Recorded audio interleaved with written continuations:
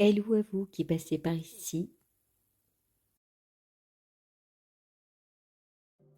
Alors, comment croyez-vous que nous allons passer la semaine qui arrive?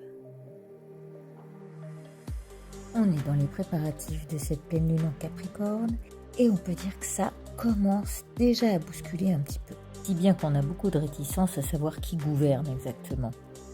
Quelle influence a-t-on sur notre terrain? Qui guide notre pouvoir d'achat? Qui gouverne dans la pierre? Quelle influence avons-nous sur Terre et sur nos biens? Tout ce qu'on sait, c'est qu'on est divisé entre faire confiance et se battre contre on ne sait quel but exactement.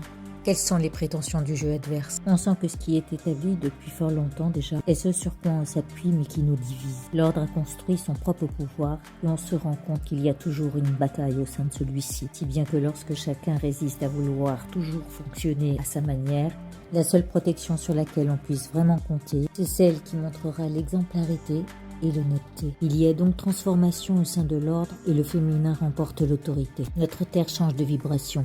Et l'entraide, le soutien entre chacun, les communautés, ces grandes familles portent haut l'enseignement, à savoir comment se protéger contre l'autorité, ayant pour unique ambition de nous libérer de ses griffes. Notre ambition doit lâcher ce qui n'a jamais fonctionné, et ce rappel est utile quand on veut se libérer complètement. Aujourd'hui, on sait peser le vrai du faux. Certains charmes empoisonnés nous ont paralysés et gèlent encore nos rêves, inconscients que nous sommes.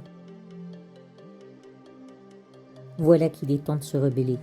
Comme le montre notre bélier parfois belliqueux, rassembler ses forces pour s'inscrire dans la résistance et imposer l'exemple que l'on veut voir régner. Si on veut évoluer dans le sens du collectif, il va falloir d'abord penser à soi. Notre pouvoir féminin est invité à faire preuve de réalisme. Au milieu des secrets, des angoisses et des peurs propagées, intuitivement nous nous préparons à des bouleversements. Je dirais même à des retournements. Pourquoi ? Eh bien tout simplement parce qu'on est amené à coopérer pour contrôler ce de quoi ou de qui l'on veut s'alléger.